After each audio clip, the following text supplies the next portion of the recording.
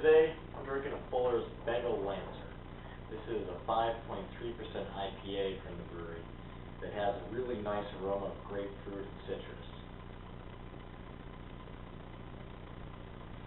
Now, I've had a lot of IPAs throughout the days, and this one in particular has a real fruity aroma as well as a nice biscuity malt type character to it.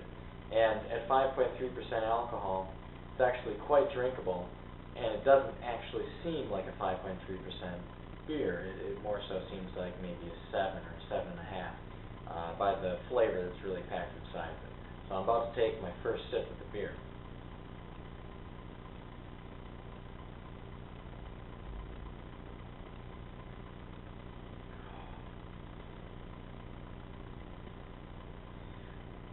That's really quite nice.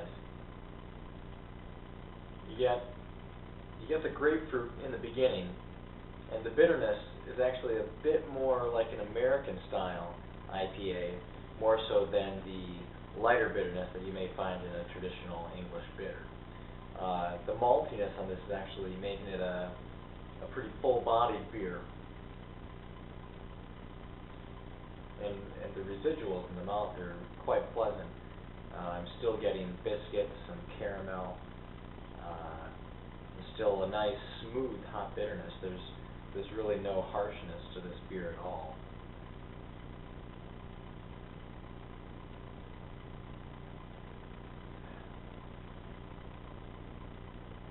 This is really a fine beer. You know, the Fuller's Brewery was actually contracted to brew this in the first place by a supermarket. They wanted to put their name on it, and Fuller's complied, as many beers in supermarkets in the UK are made in this style, to where if a beer is to be made for a supermarket, it can be made by Fuller's or it can be made by any other brewery.